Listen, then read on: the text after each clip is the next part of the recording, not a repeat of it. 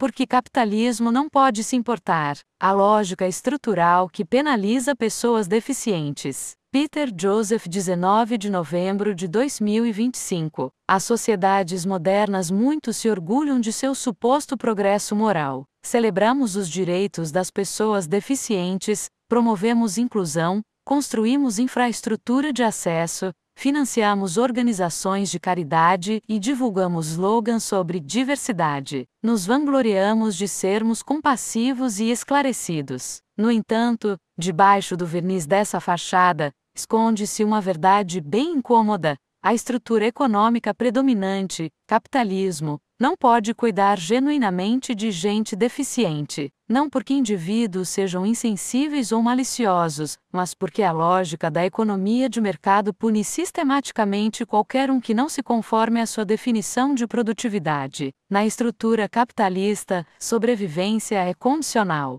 Acesso a necessidades básicas da vida, alimento, abrigo, saúde, estabilidade, depende da capacidade de vender força de trabalho no mercado. Quando essa capacidade é prejudicada, ou ausente, sobrevivência é precária, e a dignidade fica negociável. As consequências são previsíveis. Pessoas deficientes enfrentam um estigma, marginalização e humilhação não só devido a mal-entendidos culturais, mas porque a economia as trata como um fardo. Não se trata de preconceito, trata-se de incentivos estruturais. Para entender isso, precisamos examinar a mecânica da lógica de mercado. Capitalismo se baseia em competitividade, em maximização de lucro e contínua redução de custos. Empresas sobrevivem cortando despesas, e salários são uma dessas despesas. Qualquer trabalhador que necessite de adaptações, sejam horários flexíveis, tecnologias adaptativas, treinamento especializado ou mais tempo, representa um aumento de custo. Num ambiente competitivo, empresas que assumem esses custos ficam vulneráveis economicamente. Elas correm risco de perder participação de mercado para concorrentes que optam por não oferecer tais adaptações. Assim, mesmo que empregadores individualmente tenham compaixão, o sistema recompensa exclusão e pune inclusão. Empresas que não oferecem adaptações a deficientes ganham vantagem, enquanto aquelas que tentam ser solidárias riscam penalidade financeira. Com o tempo, essa perversa estrutura de incentivos garante que gente deficiente seja sistematicamente desfavorecida, independentemente dos valores que a sociedade professa. Esta é a verdadeira raiz do estigma. Pessoas com deficiência não são estigmatizadas porque a sociedade carece solidariedade,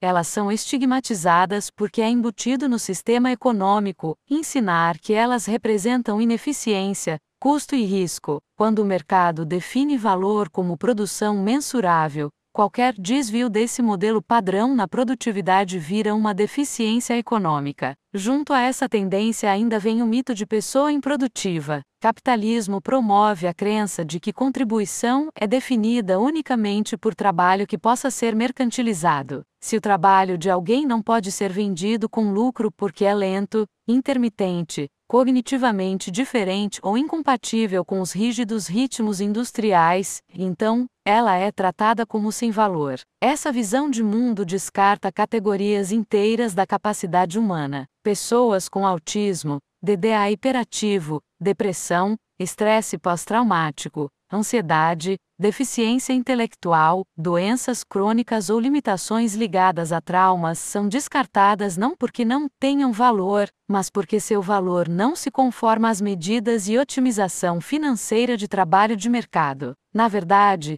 muitos desses indivíduos se destacam em contextos para os quais o capitalismo não tem paciência. Ambientes que exigem foco profundo, explosões criativas, autorreconhecimento de padrões, observação constante, cuidado empático, resolução de problemas não convencionais, sensibilidade artística, ou habilidades não lineares. Mas capitalismo é hostil à diversidade. Ele exige uniformidade de ritmo, resultados previsíveis, cronogramas padronizados e desempenho consistente sob pressão. Aqueles que reagem de modo diferente não são acomodados, são penalizados. Assim, O que o capitalismo chama de improdutivo, muitas vezes nada mais é que uma incompatibilidade entre a variação humana e um modelo econômico inflexível. O problema não é a pessoa, é o sistema. Outra concepção errônea é a crença de que a sociedade não pode se dar ao luxo de cuidar de gente deficiente sem condições. Essa afirmação torna-se absurda quando examinamos os níveis aterradores de ineficiência e desperdício gerados pelo próprio sistema de mercado. Considere os vastos setores de trabalho e uso de recursos que não produzem valor social real algum, indústrias de publicidade feitas para manipular desejos, concorrência na duplicação de bens quase idênticos, celulares, obsolescência programada que produz desperdício intencionalmente, bolhas especulativas do setor financeiro, estruturas burocráticas de seguros, desemprego como característica permanente, moradores de rua em massa, policiamento, litígios, encarceramento e vigilância, e o enorme aparato administrativo necessário para determinar quem se qualifica para receber assistência. Esses setores absorvem trilhões de dólares anualmente e consomem enorme energia humana. Eles existem não porque são necessários ao bem-estar humano, mas porque o mercado os exige como parte de sua arquitetura competitiva. Em contraste, recursos necessários para apoiar incondicionalmente pessoas deficientes são modestos. A alegação de que apoio à deficiência levaria a colapso social não é só falsa, ela desvia a atenção das ineficiências genuínas que o capitalismo consagra. Uma estrutura econômica verdadeiramente humana não trataria pessoas deficientes como fardo, nem vincularia sobrevivência a desempenho econômico. Ela desprenderia acesso à vida do trabalho e organizaria produção ao redor de necessidade humana, em vez de competitividade de mercado. Tal sistema não é especulação, ele é cada vez mais viável devido ao avanço tecnológico, automação, conhecimento de código aberto, modelos de produção compartilhados e estruturas de gestão cooperativa. Em tal sistema, itens básicos da vida, alimentação, abrigo, saúde e bens essenciais, são garantidos como direito público, em vez de recompensa condicional. A produção é coordenada de forma cooperativa, em vez de competitiva, permitindo à sociedade eliminar trabalho redundante e desperdício endêmicos a mercados capitalistas. Automação e otimização de design reduziriam gradualmente a quantidade de trabalho humano necessário, permitindo que as pessoas contribuíssem de acordo com sua capacidade, preferência ou circunstância, em vez de coerção econômica. Nesse contexto, o apoio às pessoas deficientes não é um fardo, mas é integrado diretamente ao metabolismo cooperativo da sociedade. O trabalho de cuidar é reconhecido como inerentemente valioso, socialmente estabilizador, regenerativo e essencial à saúde da comunidade, em vez de ignorado ou mal remunerado, como no capitalismo. Apoiar indivíduos vulneráveis seria tratado como aspecto normal e digno da vida social, não como caridade. Além disso, um sistema humano pós-mercado entenderia a neurodiversidade e variação na saúde mental, não como falhas morais, mas como formas de diversidade humana natural. Em vez de fazer da diferença uma doença, construiria caminhos de contribuição flexíveis, que se adaptam aos estilos cognitivos, ciclos de energia e capacidades individuais. Pessoas que possam contribuir intermitentemente ainda seriam respeitadas. As que não possam contribuir de forma alguma devido a deficiências graves ou condições crônicas não seriam punidas, envergonhadas ou colocadas em risco de sobrevivência. Seu acesso à vida seria incondicional, porque seu valor não depende de produção. Isso leva a uma distinção crucial frequentemente ignorada no discurso de mercado: a diferença entre alguém que não tem como se conformar às rígidas estruturas de trabalho e alguém que intenciona sabotar ou explorar os outros. Sistemas capitalistas rotineiramente rotulam indivíduos neurodivergentes ou com doenças mentais como preguiçosos, irresponsáveis ou maliciosos simplesmente porque não desempenham no ritmo esperado. Mas incapacidade não é má-fé. Numa estrutura racional e compassiva, A sabotagem genuína é extremamente rara e facilmente distinguível da variação cognitiva ou do sofrimento emocional. Uma estrutura econômica saudável trataria os desvios do desempenho como sinais do sistema, não defeitos morais. Se alguém tem dificuldades constantes numa tarefa específica, a solução não é punição, mas a reatribuição da tarefa, apoio adicional, um ambiente de trabalho redesenhado ou assistência colaborativa. Se alguém enfrenta desafios episódicos de saúde mental, a solução é flexibilidade,